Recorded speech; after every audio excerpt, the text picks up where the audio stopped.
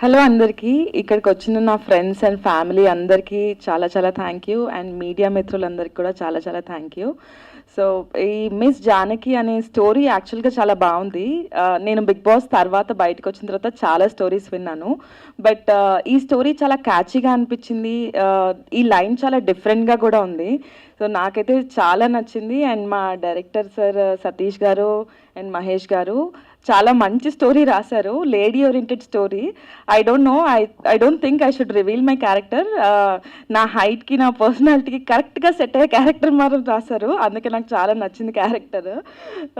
So yeah, miss Janaki title అంటే DJ తిల్లులో Radhika ఎంత famous అయిందో జానకి కూడా అంత ఫేమస్ అవుతుందని చెప్పి చెప్తున్నాను.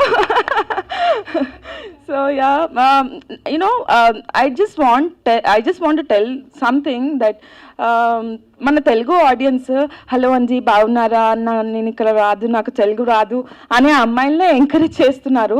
But it's not like that అండి. తెలుగు అమ్మాయిలు కూడా చాలా బాగుంటారు, చాలా అందంగా ఉంటారు. Please everybody encourage Telugu audience.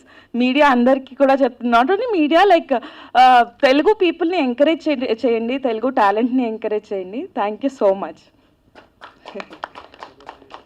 And మా producer Nagaraj garu, he's also a very very nice producer. నాకు ఈ ఆఫర్ ఇచ్చినందుకు చాలా ధన్యవాదాలు. ఈ మూవీ డెఫినెట్గా సక్సెస్ఫుల్ అవుతుందని చెప్పి నేను మనస్ఫూర్తిగా కోరుకుంటున్నాను.